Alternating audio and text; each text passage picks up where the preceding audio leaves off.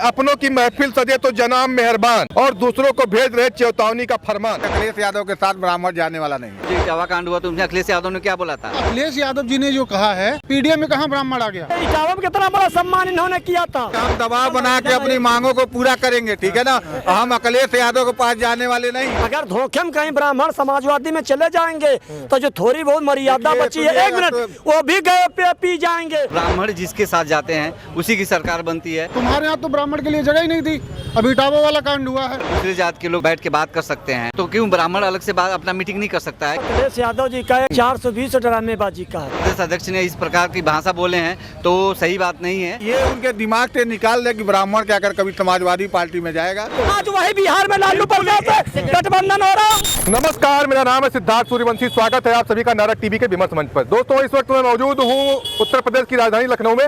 जैसा कि उत्तर प्रदेश की सियासत तब से गर्म हो जाती है जब भारतीय जनता पार्टी के ब्राह्मण विधायकों ने एक ब्राह्मण विधायक के घर पे बैठ करके सामोज करते हैं। उसके बाद से लगातार उत्तर प्रदेश की राजनीति में गर्माहट देखने को मिलती है। भारतीय जनता पार्टी के नवनिर्वाचित प्रदेश अध्यक्ष पंकज चौधरी ने जिस तरीके से कहा कि अगर आइंदा इस तरीके से होता है तो उस पर हम कार्रवाई की जाएगी। इसी सब मुद्दे पे बात करने के लिए ब्राह्मण समाज से कुछ लोग हैं और भी लोग हम उनसे बात करेंगे कि जिस तरीके से लगातार उसमें समाजवादी पार्टी के मुखिया अखिलेश यादव ने भी उसमें तमाम कटाक्ष किए। शिवपाल यादव ने कहा कि ब्राह्मण विधायक अगर समाजवादी में आ जाते हैं तो उनका सम्मान किया जाएगा। तमाम ऐसे लोगों ने ऐसी चीज़ों पर चर्चा किया। आइए क्या कहेंगे जिस तरीके से ब्राह्मण विधायकों ने बैठक किया, उसके बाद में एक पूरे प्रदेश में भूचाल सा आ गया राजनीति में। चर्चा होंगी। बिल्कुल बिल्कुल, ब्राह्मण एक माननीय होता है और ब्राह्मण का जो कद्र करता है, जो भी पार्टी कद्र करी है उसका हमेशा उत्थान हुआ है। ब्राह्मण उत्थान के लिए बना हुआ होता है। ब्राह्मण देखिए, मौर्य जो ब्राह्मण चंद्रगुप्त मौर्य को भी ब्राह्मणों ने बनाया, बाबा साहब अम्बेडकर को ब्राह्मण, जहाँ भी इतिहास हिस्ट्री उठा कर देखेंगे तो ब्राह्मण जिसके साथ जाते हैं उसी की सरकार बनती है। और ये भाजपा को भी समझ में आ गया है शायद कि अगर ब्राह्मण हमारे पार्टी से निकल जाएंगे तो उनका भी प्रॉब्लम हो जाएगा। इसलिए ब्राह्मण के ऊपर विशेष ध्यान दिया जा रहा है और ब्राह्मण के बारे में सोचने की उनको ज़रूरत है। अगर नहीं सोचेंगे तो ब्राह्मण जरूर किसी और की तरफ चला जाएगा। फिर नवनिर्वाचित प्रदेश अध्यक्ष ने कहा जिस तरीके से ये हुआ आइंदा नहीं होना चाहिए। नहीं, ये धमकी है तो धमकी भरा शब्द है। अगर नवनिर्वाचित प्रदेश अध्यक्ष ने इस प्रकार की भाषा बोले हैं तो सही बात नहीं है। हाँ, कायदे में और उसके ऊपर होना चाहिए, थोड़ा सा कैप्चर होना चाहिए, थोड़ा बना के रखना चाहिए, इसमें रहना चाहिए, डिसिप्लिन में रहना चाहिए। लेकिन इस तरह से आप नहीं कह सकते हैं कि आप क्या इसमें आप क्या ब्राह्मण बैठ के बात नहीं कर सकते। पार्टी के संस्कार पे बात कर रहे थे कि पार्टी का संस्कार ये नहीं है कि आप अलग से मीटिंग कर सकते हैं भाई। नहीं, पार्टी का संस्कार ये भी बोलते हैं अगर दूसरी जात के लोग बैठ के बात कर सकते हैं, अगर तो क्यों ब्राह्मण अलग से बात अपना मीटिंग नहीं कर सकता है कि हमारे साथ क्या हो रहा है। जरूरी थोड़ी है कि ब्राह्मण के साथ हमेशा अन्याय हो रहा है, ब्राह्मण के साथ भी अन्याय हो रहा है। तो ब्राह्मण अपना मीटिंग नहीं कर सकता है कि हमारा भाजपा में कितना हम सही है, कितना नहीं सही है, कितना हमारा सुना जाता है, कितना नहीं सुना जा रहा है।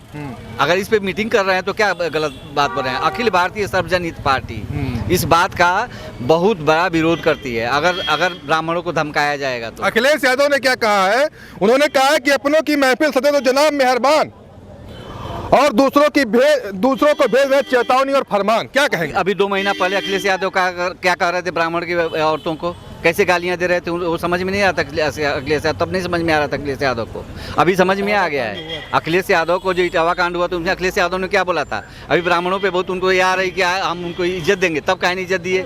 जिसको इज्जत देना होता है ब्राह्मण को अंधेरे में भी इज्जत देगा और जिसको नहीं इज्जत देता है तो वो कहीं भी इज्जत नहीं देगा। ब्राह्मणों की इज्जत कहाँ है? ब्राह्मणों की इज्जत तो अगर सच मानिए तो ब्राह्मण अब खुद में इज्जतदार हैं, खुद अपनी इज्जत बना पार्टी की बात राजनीतिक पार्टी में अगर देखा जाए तो सिर्फ मायावती जी के बहन मायावती जी के पार्टी में ब्राह्मणों की इज्जत थी। अगर इस बात को माना जाए, हाँ, तो जाता था कि पैरों पे जाके गिर जाते थे ब्राह्मण। जब वो मायावती जी का बुद्धि भ्रष्ट हो गया और उन्होंने पैरों पे गिराना चालू कर दिया तो क्या होगा बताइए। इसीलिए तो बता रहा हूँ कि ब्राह्मण जिसके तरफ जाएगा उसी की सरकार बनेगी। इसलिए भाजपा अभी से अपने सचेत हो रही है कि अगर ब्राह्मण को उन्होंने अगर हटाया तो उनकी पार्टी गई। इसलिए ब्राह्मण को उनको सोचना पड़ेगा ब्राह्मण के बारे में। और ब्राह्मण के बारे में अगर सोचेंगे नहीं, अगर ब्राह्मण को अभी देखिए ईडब्ल्यूएस दिए हैं, सारे जातियों की ईडब्ल्यूएस काहे दे रहे हैं, क्यों और जातियों में के आईएएस बीसीएस नहीं है, उनको क्यों आरक्षण दिया जा रहा है? सबको जाति के आधार पर सभी के उनके इनकम के सोर्स के हिसाब से ईडब्ल्यूएस का दिया जाए। उसके ऊपर विधानसभा में तो कोई चर्चा हुई नहीं, केवल ब्राह्मणों को ईडब्ल्यूएस देके। ब्राह्मण में गरीब नहीं है, आप एक ब्राह्मण का घर देखेंगे जहाँ पे खाने के लिए दिन जाके अगर वो दूसरे के वहाँ जाके ना खाएं तो ब्राह्मण खाना नहीं खा सकता है क्या? ब्राह्मण पैदाइशी रईस थोड़ी होता है। ब्राह्मण को तो जनेऊ होता है तभी भिक्षा मांगने के लिए कह दिया जाता है साहब। ब्राह्मण तो भिक्षा के हिसाब से चलता है, लेकिन ब्राह्मणों को तो भिखारी बना के रख दिया गया है कि ब्राह्मण भीख मांग के ही खाएंगे। ऐसा क्यों सोचते हैं? सुदामा तो ब्राह्मण थे ना, उन्होंने ब्राह्मण तो हमेशा लोगों के उत्थान के लिए चलते हैं, लेकिन ब्राह्मण के बारे में सोचना पार्टियों की और जो खास करके जो सरकार है उनको ब्राह्मण के बारे में सोचना है कि ब्राह्मण तो हमेशा सबको देता है, ब्राह्मण किसी का अहित नहीं कर सकता है। हमेशा लोगों के मतलब ब्राह्मण किसी को भी उठाने का मिला करके जो पंकज चौधरी नवनिर्वाचित प्रदेश अध्यक्ष भारतीय जनता पार्टी को उन्होंने कहा, उसको लेकर के आप उसका विरोध नहीं कर रहे हैं। उनको इस तरह से धमकी भरा शब्द ब्राह्मण के मीटिंग पे नहीं करना चाहिए। इसका विरोध हम कहीं नहीं कर रहे हैं। अगर वो सोच रहे हैं कि विरोध है तो इसको अपने आप को संभालें। अगर विरोध समझ रहे हैं तो उनके लिए बहुत अच्छी बात है। अगर इसको विरोध समझ रहे हैं तो ब्राह्मणों को अच्छा स्थान दे। अगर दूसरी पार्टी ब्राह्मणों को इज्जत देगी तो ब्राह्मण उधर रुख करने के लिए तैयार रहेगा। आप क्या कहेंगे? जिस तरीके से ब्राह्मण की एक मीटिंग होती है उसके बाद से पंकज चौधरी का कहना है कि वो जो है आइंदा आगे से नहीं होना चाहिए ऐसे। पार्टी का एक संस्कार है उसको। तो ये धमकी हुई ना। अगर ब्राह्मणों का एक भोज करना था और भोज में अगर 4 लोग 10 लोग बैठ गए तो इस पे क्या आप धमकी देंगे? अभी 2-4 महीने पहले एक मीटिंग हुई थी, सभी ने देखी थी। बिल्कुल एक मीटिंग हुई थी, सबको पता है किसकी मीटिंग हुई थी। क्षत्रियों की मीटिंग हुई थी, क्षत्रिय विधायकों की। तो उनके ऊपर कितनी बड़ी कार्रवाई कर दी। अब समस्या आती है ब्राह्मणों की। ब्राह्मण कमजोर दिखता है तुमको। और जो अखिलेश यादव जी ने जो कहा है, अखिलेश जी ने ये कहा है कि अगर वो पार्टी से हटके हमारे पास आते हैं तो हम मंत्री बना देंगे। आप मंत्री कहाँ से बना दोगे? क्योंकि आप तो चुनाव 27 में लड़ने जा रहे हो। पीडीए में कहाँ ब्राह्मण आ गया? पीडीए में पिछड़ा दलित अल्पसंख्यक, इसमें ब्राह्मण है ही नहीं। तुम्हारे यहाँ तो ब्राह्मण के लिए जगह ही नहीं थी। अभी इटावा वाला कांड हुआ है। 2 लाइन में उन्होंने बड़ा पोस्ट किया था कि अपनों पे रहेगा तो मेहरबान, दूसरों पे रहेगा तो नाराज हो जाते हैं। नहीं, ये बात उनकी बिल्कुल ठीक थी कि अपनों की अभी मीटिंग हुई थी। नहीं, अपनों की जो मीटिंग हुई थी उसके ऊपर कोई एक्शन नहीं, उसके ऊपर कोई एक्शन नहीं हुआ। लेकिन जो ब्राह्मण बैठ गए तो तुमको तकलीफ हुई। ब्राह्मणों के साथ जो हुआ उसमें तुम्हें तकलीफ हो रही कि साथ में बैठ गए। इनकी बात आती है अखिलेश यादव की। अखिलेश यादव ने इटावा कांड में क्या किया था? ब्राह्मणों को तब दूर कर दिया। अब जब दूसरा दिख रहा है तुम्हें तो उसमें कंजा मार रहे हो। तुम्हारा तो बीच में बोलने का कोई मतलब ही नहीं है। बात है भाजपा और भाजपा के विधायकों की, तो वो लोग बैठे हैं, अपना कोई चर्चा होगी उनकी करेंगे। और ये धमकी अगर जो दी गई है, इनका भी विरोध है कि भाई अगर हम 4 लोग बैठ गए ब्राह्मण तो तुम्हें एकदम से खटकने लगे। ठीक है, क्या कहोगे जिस तरीके से ब्राह्मण समाज की मीटिंग हुई है उसको लेकर के? क्या कहो? अखिलेश यादव ने कहा कि जब अपनों की बात आती है तो शांत हो जाते हैं। जिस तरीके से उनका लेख था, उन्होंने एक शायराना अंदाज में लिखा कि अपनों की महफिल सजे तो जनाब मेहरबान और दूसरों को भेज रहे चेतावनी का फरमान। देखिए, अखिलेश यादव जी का एक पोपो डंडा 420 ड्रामेबाजी का है। और रहा है पंकज चौधरी जी 7 बार के सांसद रहे और जो प्रदेश अध्यक्ष हुए हैं भारत सरकार में, वित्त राज्य मंत्री भी रहे। काहे विरोध कर रहे हैं ब्राह्मणों का? भाई कौन ब्राह्मणों का विरोध कर रहा है? उन्होंने कहा तो आगे से आइंदा नहीं होना, ऐसा नहीं होना चाहिए। समाजवादी एक भारतीय जनता पार्टी का एक संस्कार है, उसको देखिए एक चीज हम आपको बता दें, कांग्रेस भी परिवारवाद से जुड़ा है, समाजवादी भी परिवारवाद से जुड़ा है। भारतीय जनता पार्टी कोई परिवारवाद से नहीं जुड़ी है। भारतीय जनता पार्टी जो है सामाजिक और संस्कारिक और राष्ट्रहित और जो है इंसानियत से जुड़ी हुई है। वहाँ ये नहीं पता है कि कौन का प्रदेश अध्यक्ष हो जाएगा, कौन का राष्ट्रीय अध्यक्ष हो जाएगा। अगर भारतीय जनता पार्टी कह रही सबका साथ, सबका विकास, सबका विश्वास, सबका प्रयास, तो उसमें चल भी रही है। अब रह गया अखिलेश यादव जी का, तो अखिलेश यादव जी से मुसलमान भी जा रहा है, अनुसूचित जाति भी जा रही है। और अब केवल बाबा माता प्रसाद नेता विरोधी लोग हैं तो विधानसभा में एक कहीं 5 साल में अगर फोटो तुमको पेपर में छपी हो तो हमको बताइए। और श्यामलाल पाल यही प्रदेश अध्यक्ष बने। मजबूत नेता है। मजबूत नेता नहीं, बंधुआ मंजूर सब जहाँ बांध देता है मजबूत बैठ रहते हैं, उसको मजबूत नहीं कहते। बाबा माता प्रसाद मजबूत नहीं है। काहे का मजबूत? जब तुम्हारा कभी टीवी चैनल पे कुछ नहीं आ रहा है, जब तुम्हारा पेपर में कभी वक्तव्य नहीं आ रहा है, तो किस चीज का नेता परिपक्ष जो होता है तो सामने मुख्यमंत्री के सामने हम ये विधानसभा में कुर्सी पड़ती है। रह गया सवाल, अखिलेश यादव जी ऐसे टूट करते रहेंगे। कह रहे हैं शिवपाल यादव ने कहा कि वो ब्राह्मण विधायक समाजवादी में आ जाए, उनका सम्मान किया जाएगा। भाई अरे अब तक के इटावा में कितना बड़ा सम्मान इन्होंने किया था, और जहाँ जहाँ ब्राह्मणों के साथ इन्होंने भलाई की है वहाँ कितना सम्मान हुआ है। और एक चीज हम आपको बता दें, खाली सम्मान करम, क्योंकि इनसे मुसलमान भी जाए, कभी मस्जिद जाएंगे तो टोपी धर लेंगे, इस्लामी अंगूछा डाल लेंगे, कहीं कोई प्रोग्राम होगा तो कहेंगे जय समाजवाद और जो है जय भीम। यही अनुसूचित जाति का नौकरी का आरक्षण जब मामला लोकसभा में आया था, मुलायम सिंह जी ने विरोध किया था। बहन मायावती जी का जानलेवा गेस्ट हाउस हमला इन्होंने जो है कराया था। अब ये लोग कब से समाजवादी वाले अनुसूचित जाति मुसलमान और ब्राह्मणों के हमदर्द हुए, तो इसी से आप पता कर लीजिए।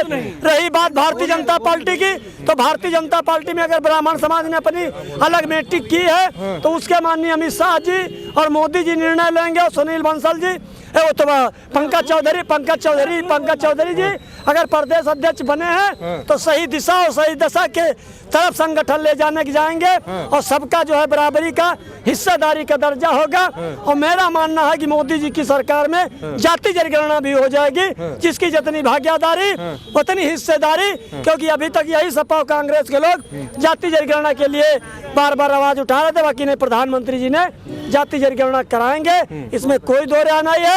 और 27 में भारतीय जनता पार्टी की प्रेजेंट टाइम की बहुमत की फिर सरकार आएगी, और अखिलेश जी के जो है 27 विधायक नहीं आएंगे। उस दिन भी हमने कहा था और फिर कह रहा हूँ, और तुमको बता दूं, आजम खां के निकलते साइकिल के दोनों पहिया पंचर हो जाएंगे, और आजम खां समाजवादी पार्टी के सिंबल से चुनाव नहीं लड़ेंगे, बड़ी जिम्मेदारी के साथ। ठीक है, अभी पुनः आ रहा हूँ।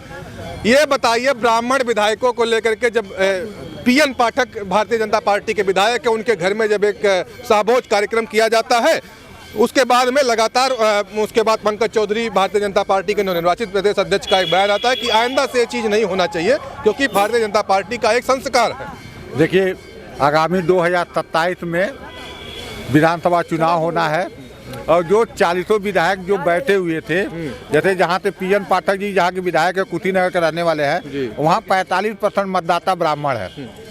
और उत्तर प्रदेश की ब्राह्मणों की एक बार आवाज़ आती है कि ब्राह्मणों का शोषण हो रहा है, ब्राह्मणों का शोषण हो रहा है। तो जो 40 विधायक थे, जहाँ से भी आप उठा के सूची देखिएगा, वहाँ जहाँ के वो विधायक हैं वहाँ के ब्राह्मणों की मतदाताओं की संख्या ज़्यादा है। उनको उसी समाज में जाना है, वोट लेना है, तो उनको कैसे मोटिवेट करें, कैसे समझाएं, इस मुद्दे पर लोग अपने में आपस में चर्चा कर रही थी। न वो बात मैं जानता हूँ, न आप जानते हैं। और जो 40 विधायक आए, उन्होंने पार्टी के विरोध में कोई न बात किया न कुछ किया, तो उस पर मैं चर्चा करने का कोई मेरा और आपका मतलब नहीं है। दूसरी चीज़ ये है कि ब्राह्मण जो है अपनी मांग करना चाहता है कि जैसे जो विधायकों की मांग थी कि जैसे अभी बिहार में नीतीश कुमार जी मुख्यमंत्री हुए, ज्यों आए उन्होंने स्वर्ण आयोग की गठन कर दिया। ये बहुत पुराना मुद्दा है। जब 2017 में सरकार बनती है भारतीय जनता पार्टी के, तो जो ब्राह्मण नेता थे, क्योंकि मैं 15 साल से ब्राह्मण महासभा का प्रदेश अध्यक्ष भी रहा हूँ, अपना एक राजनीतिक पार्टी अखिल भारतीय स्वजन पार्टी का इस समय वर्तमान में प्रदेश अध्यक्ष, तो हम लोग को एक बड़ी लंबी मांग थी कि स्वर्ण आयोग का गठन किया जाए। जो ब्राह्मण के पुरोहित है, जो बहुत शिक्षित हैं, उनको क्या कर कुछ मानदेय दिया जाए। पंडित स्वर्गीय मंगल पांडे की लखनऊ में कहीं अच्छी सी मूर्ति की स्थापना किया जाए। भगवान परशुराम जी के नाम से एक बहुत अच्छा चौक का क्या कहते हैं निर्माण किया जाए। इस तरह बहुत सारी मांगे थी।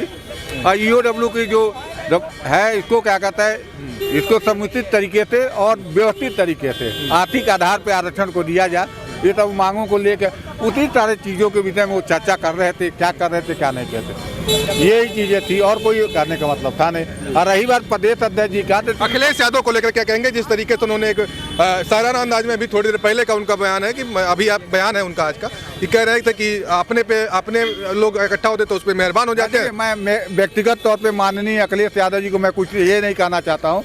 उनके पिता स्वर्गीय मुलायम सिंह यादव ने जब मुख्यमंत्री थे तो उन्होंने ब्राह्मणों के लिए भगवान परशुराम जी की छुट्टी क्या कहता है दिया था। भगवान परशुराम जी की जयंती जिस दिन होती थी वो दिन छुट्टी होती थी। दूसरी बात, उन्होंने 250 संस्कृत विद्यालयों पे क्या कहता है सरकारी मान्यता दिया था, सरकारी विद्यालय मान्यता दिया था। लेकिन अखिलेश जी का जो भी बयान आ जाता है उसको मैं बहुत उससे नहीं लेना चाहता हूँ। कभी कभी देखिए 2 महीने पहले इटावा कांड हुआ था, 2 आपस में कथावाचकों में लड़ाई होती है, एक पक्ष को बुला कर सुनवाते हैं, दूसरा पक्ष जब ये कर लेते हैं तो वहाँ के गैर समाज के जो उनके समाज के लोग थे ब्राह्मण समाज की बहु बेटियों को गाली देना लगे रहते हैं। तो ये उनके दिमाग से निकाल दे कि ब्राह्मण क्या कर कभी समाजवादी पार्टी में जाएगा, ठीक है, नोटा दबा देगा, या ब्राह्मण समाज जो है अपना एक अलग क्या कहता है राजनीतिक पार्टी बना लिया है और उसी में अपनी इस बार मतदान करेगा। जो भी ब्राह्मण संगठन है, शिवपाल यादव कहते हैं कि आज ब्राह्मण विधायक आ जाए, पार्टी में सम्मान है समाजवादी में। देखिए जो जितने ब्राह्मण विधायक 40 बैठे थे वो अपने विधानसभा के बहुत कद्दावर विधायक हैं और ये अधिकांश विधायक एक बार नहीं 2017 से और 2022 में रिपीट विधायक हैं और वहाँ 45 से 50% उनके विधानसभा में मतदाता ब्राह्मण, वो कतई उनके समाजवादी पार्टी में जाने वाले नहीं हैं, ठीक है। वो है कि जो उनकी मांगे हैं माननीय मुख्यमंत्री जी के पास, प्रदेश अध्यक्ष के पास, राष्ट्रीय अध्यक्ष के पास, अमित शाह के पास दबाव बना के अपनी मांगों को पूरा कराएंगे, ठीक है। नहीं होगा तो उसके बाद एक नोटा का एक विकल्प है और नहीं तो दूसरी की राजनीतिक पार्टी में साथ है, लेकिन अखिलेश यादव के साथ ब्राह्मण जाने वाला नहीं है। एक सेकंड और है, अगर ब्राह्मण समाजवादी में न गया तो वजूद बचा रहेगा। अगर धोखे में कहीं ब्राह्मण समाजवादी में चले जाएंगे तो जो थोड़ी बहुत मर्यादा बची है, 1 मिनट, वो भी गए पे पी जाएंगे। अब ये ब्राह्मणों को तय करना है कि हमारे समाजवादी में जो है कितने हमदर्द हैं। केवल समाजवादी में एक चीज है, परिवारवाद, जातिवाद, भ्रष्टाचार, ये है। और केवल सरकार बनाने के लिए तो टोपी भी धर लेंगे और जो अंगूछा भी डाल लेंगे। समाज का क्या कहता है, नहीं ब्राह्मण का कोई अभिमान, सुनिए ब्राह्मण ने सदैव समाज की क्या कहते हैं भला किया है और ब्राह्मण इतना बुर्बक नहीं है कि अपना अच्छा सोच नहीं सकता है। वो देखिए हम दबाव बना के अपनी मांगों को पूरा करेंगे, ठीक है ना। हम अखिलेश यादव के पास जाने वाले नहीं हैं। 1 मिनट, आप इसकी बात करते हैं, मैं धन्यवाद स्वर्गीय बीपी सिंह साहब को देते हैं कि उन्होंने अपनी कुर्सी को लात से मार दिया और बीपी मंडल कमीशन को लागू किया। जो मुसलमानों को कभी कोई सम्मान नहीं मिला, मुफ्ती सईद साहब को भारत सरकार में गृह मंत्री बीपी सिंह साहब ने देने का काम किया। अगर देश के अंदर किसी का बलिदान रहा है और गरीबों के परत खून बहा है, क्षत्रियों का है। कहते हैं सवर्णों का बेड़ा गर्क किया है बीपी सिंह। सवर्णों का नहीं बेड़ा गर्क किया है, उन लोगों ने गरीबों के भगवान के रूप में पैदा हुए। ये आप कैसे कौन से गरीब? अरे गरीब का सवर्ण नहीं थे क्या उस टाइम? अरे उस समय पर अगर कांग्रेस ने मंडल कमीशन की रिपोर्ट लागू की होती तो आज कांग्रेस कोमा में नहीं गई होती। अगर ये कोई बधाई का पात्र है, कोमा में है? अरे बिल्कुल कोमा में है, सूखे बिलों में पेड़ डालना और क्या है। तो रह गया कहने का मतलब कि देश की आजादी का रहा हो चाहे गरीबों के लिए हो, क्षत्रियों की कुर्बानी को नजरअंदाज नहीं किया जा सकता है। कह रहे हैं कि समाजवादी के साथ अगर जाएगा ब्राह्मण समाज तो फिर बेड़ा गर्क हो जाएगा ब्राह्मणों का। अब पहले तो इनके बारे में तो हम बड़ा अजीबोगरीब सुनते हैं। इनको महारत हासिल है पूरे देश का अपमान करने के लिए, सवर्णों को गाली देने के लिए, सवर्णों का उपेक्षा करने के लिए, सवर्णों का छीनहरण करने के। अभी ब्राह्मण समाज का एक मीटिंग हुआ है लखनऊ में, उसको लेकर के तमाम राजनीतिक चर्चाएं तेज हो चुकी हैं। बिल्कुल हाँ। कोई किसी को ये लगता हो कि मैं ब्राह्मणों को मिटा दूंगा, शायद ब्राह्मण का हिस्ट्री को पढ़ने की जरूरत है कि ब्राह्मण में ब्राह्मणत्व क्या है, उसकी परिभाषा क्या है, उसका अतीत क्या है, उसका वर्तमान क्या है और उसका भविष्य क्या है। अब कारण यह है कि ब्राह्मण को जो नहीं समझता है, ब्रह्म और ओम से पूरा कायनात का संचालन होता है। अब इनको ये समझ में आ रहा है कि ब्राह्मण की उपेक्षा हो रही है। मैं बता दूं कि यूनान, मिस्र, रोमा सब मिट गए जहां से। कुछ बात है कि हस्ती मिटती नहीं, हमारी सदियों रहा है दुश्मन दौरे जमा हमारा। एक ब्राह्मण बिरादरी है जिसे सीधे टकरा जाने की, जो आज देख रहे हैं 5600 जाति और उपजात में ब्राह्मणों का एक अस्तित्व, ब्राह्मणों का त्याग, ब्राह्मणों का बलिदान, ब्राह्मणों का तप, ब्राह्मणों का तपस्या, ब्राह्मणों के द्वारा दिए हुए पूरे कायनात का मार्गदर्शन, ये विश्व के इतिहास में कहीं एक एग्जाम्पल नहीं मिलता जिसको ब्राह्मण के बगल में खड़ा करके उस कौम का कंपैरिजन कर लूं, ये तो ब्राह्मण में ही मिलता है। ये कहने का मेरा मतलब कि इनको गाली देने का महारत हासिल है, केवल इनको ब्राह्मणों से कष्ट है, इनको ठाकुरों से कष्ट है, इनको और सवर्ण बिरादरियों से कष्ट है। इस्लाम और मुसलमान की बात करते हैं, इनका यही एक ही अस्त्र है, ये खेल रहे हैं। तमाम ब्राह्मण यहां सुन रहे थे कि ब्राह्मणों को, आपकी औकात है मिटाने का, ब्राह्मणों को मिटाने, ब्राह्मणों ने इस देश के लोकतंत्र को अपने लहू से सींच करके, अपनी शहादत दे करके, अपना घर डायनामाइट से उड़ा करके, अपने फांसी पर चढ़ करके, जेलों को भर करके ये आजादी की बुनियाद को रखा था। आपकी अगर शहादत है तो जरा गिना दीजिए। ठीक है, मैं ले लेता हूँ। हाँ, पूछ लीजिए। कह रहे हैं शहादत हो तो गिना दो, जो ब्राह्मण ने देश के लिए बहुत कुछ किया है, बताओ। देखिए, ब्राह्मणों ने भी कुर्बानी दी, ठाकुरों ने भी कुर्बानी दी, मुसलमानों में भी दी। झांसी की जैसी रानी ने अपने कमर पे बच्चे बांध के और जो है अंग्रेजों से लड़ाई लड़ी। वीर अब्दुल हमीद, अशफाकुल्लाह, तमाम ऐसे चेहरा थे। जैसे राय साहब हमारे कह रहे हैं कि ब्राह्मणों को गाली देते, अगर हम किसी ब्राह्मण को यहाँ अभद्र शब्द कहेंगे तो 20 ब्राह्मण अगल बगल खड़े। एक केवल आग लगाने का सिस्टम होता है। बाकी बड़ी जिम्मेदारी के साथ हम कहना चाहते हैं कि अगर समाजवादी पार्टी का और कांग्रेस से गठबंधन हुआ है, यही मुलायम सिंह जी ने कहा था, सोनिया जी विदेशी ने, तब कहा सब कांग्रेसी गए थे। इसकी आप क्यों नहीं व्याख्या कर रहे? आज वही बिहार में लालू प्रसाद से गठबंधन हो रहा।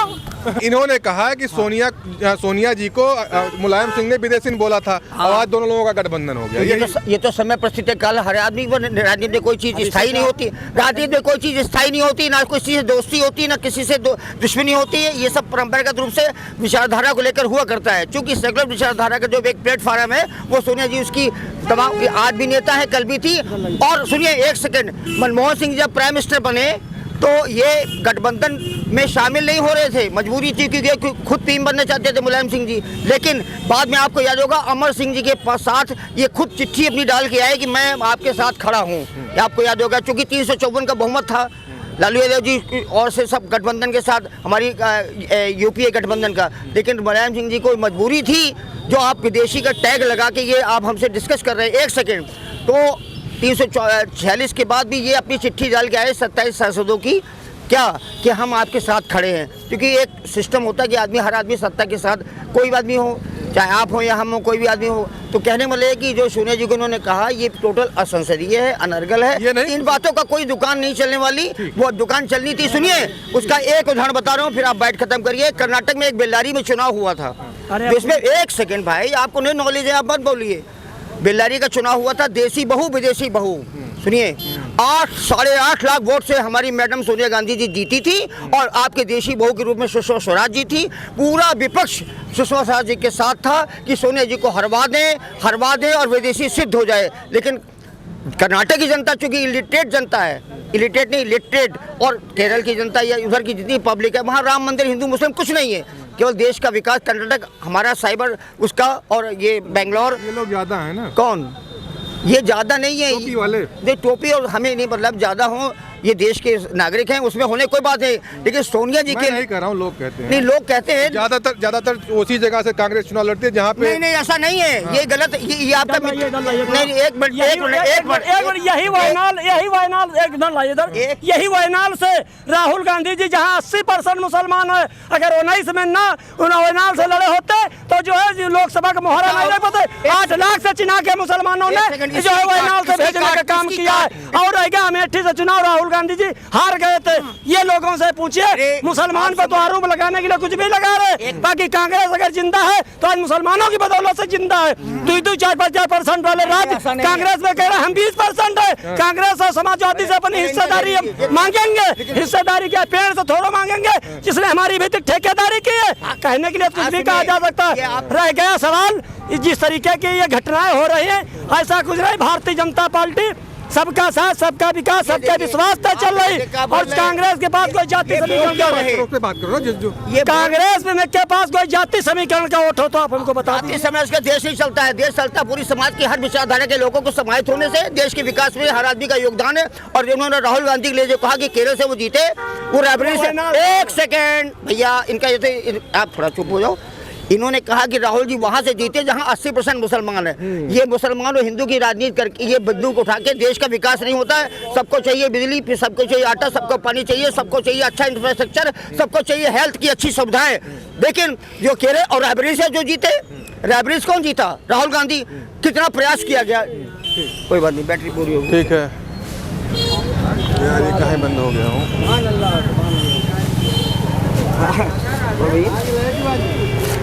है कुछ बैटरी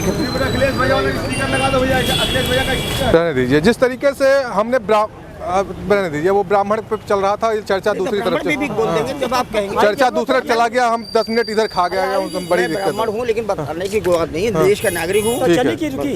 बस, रुको। अच्छा, जिस तरीके हम दूसरा डिबेट शुरू करने हो, ठीक है ना। हाँ। जिस तरीके से ब्राह्मण समाज पे एक हमने डिबेट किया और लोगों ने अपनी अपनी राय को रखा। चलिए मिलते हैं ऐसे नए वीडियो, तब तक के लिए जय हिंद।